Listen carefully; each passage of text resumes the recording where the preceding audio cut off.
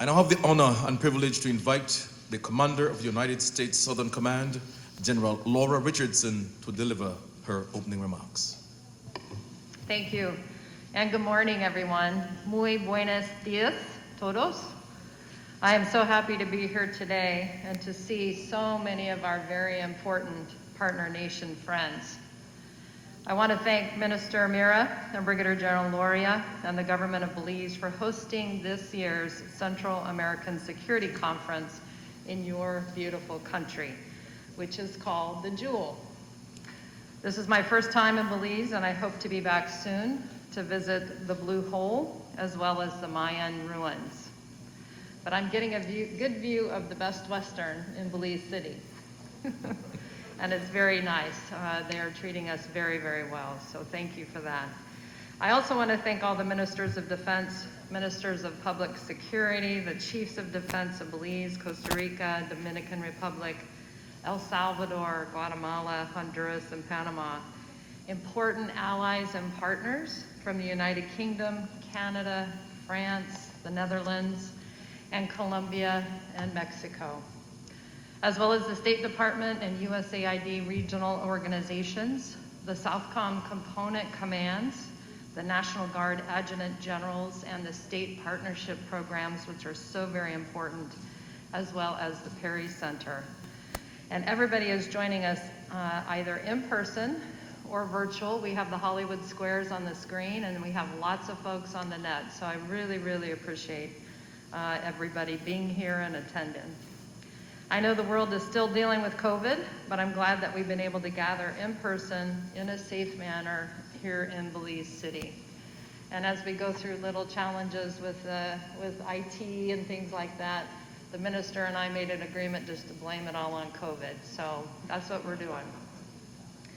The Central American region is so important, and proximity matters for so many different reasons. When you think of our families and cultural ties, our economy and trade, and we are such close neighbors. It took me less time to travel from Miami here to Belize than it takes me to travel or fly from Miami to New York. And that's how close we are. And I think a lot of people forget just how close neighbors we are. For decades, the United States has forged incredible, unshakable bonds with our Central American partners in every respect: historical, diplomatic, military, cultural, economic, and academic. The fact that several high-level U.S. government officials, from Vice President Kamala Harris to Secretary of State Blinken to USAID Administrator Power, have already visited this region shows just how intertwined and important Central American security is with United States national security. That's why our security partnership is so robust. Our military traditions are founded on democratic values like the rule of law, the professional, apolitical nature of the military, commitment to free and fair elections, gender equality, and human rights. We're also committed to peace and security around the world. Several of us, and these nations sitting here at the table, several of us send our troops overseas to participate in global peacekeeping operations, like Salvadoran troops in Mali, or Guatemalan Belize. I hope I said that right, Belize in the Congo. But we are also connected by the cross-cutting threats that we face and the collective challenges that they pose. We must work together to keep our region, our neighborhood safe. COVID-19 is still causing chaotic health and economic impacts, and we see it play out each and every day in each one of our countries. Transnational criminal organizations traffic arms, humans, and drugs, terrorizing tens of thousands of Central American and U.S. citizens each year. They are fueled by corruption, they drive irregular migration, and also allow authoritarian regimes to undermine regional security and sovereignty. Hackers sponsored by foreign governments are compromising our cybersecurity, trying to steal sensitive information and spreading disinformation online. Natural disasters brought on by climate change, like the two devastating hurricanes Eta and Iota that struck the region 2 years ago, affected 7 million people in Guatemala, Honduras, El Salvador, causing flooding in Panama and Belize, and displaced nearly 1 million people. Drought is destroying crops and evaporating much-needed drinking water for our people. Deforestation is depriving us of the air we breathe, and rising seas are flooding our neighborhoods. These cross-cutting threats are too powerful and too overwhelming for one nation to handle on its own. We must work together, like a football team or a soccer team, all of us wearing the same jerseys as one team. U.S. Secretary of Defense Lloyd Austin, just as Dan Erickson said earlier in his remarks, uses the term integrated deterrence. It means bringing all our allies and partners together and using all the tools available to counter threats, including different and all government agencies, the private sector and industry and non-governmental organizations. Everybody, everything that we can bring together. Integrated deterrence requires us all to work closely together, not only with our partner nations in the region, but also democratic allies and partners around the globe. Our allied partners, like those represented here today, again, the UK, Canada, France, Netherlands, and our democratic partners such as Colombia and Mexico, have also proven themselves time and again to be absolutely trustworthy partners in security, defense, and development. But to deal with these threats, we must also recommit and rededicate ourselves to our democratic values. We cannot let corruption and authoritarianism erode the democratic institutions that all of us in this room have fought for and sacrificed for. I know many of you in this room had colleagues who died for these values. It's up to us to double down on our support for democracy. Today, CENTSEC is a chance for us to put it all together.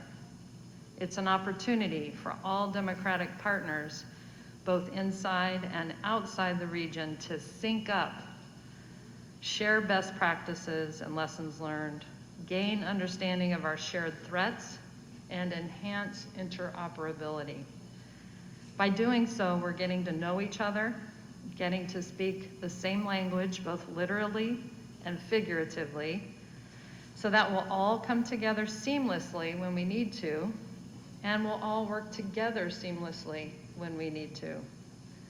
During CENTSEC, I look forward to coming together to reviewing the progress we've made since last year's CENTSEC, discuss disaster relief and regional security challenges, and strategize about how we can leverage annual exercises like Tradewinds and CENTAM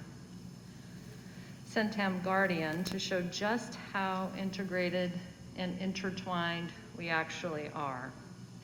I also look forward to meeting with each one of you and exploring how we can deepen our partnerships. One area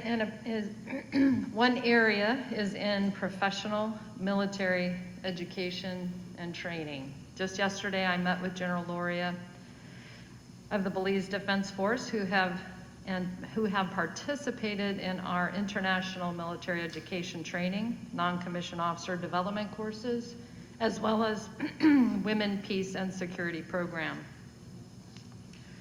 Another is in critical infrastructure and water management. The U.S. Army Corps of Engineers has been working with Panama on a water supply system that will benefit more than 500,000 in Panama's population.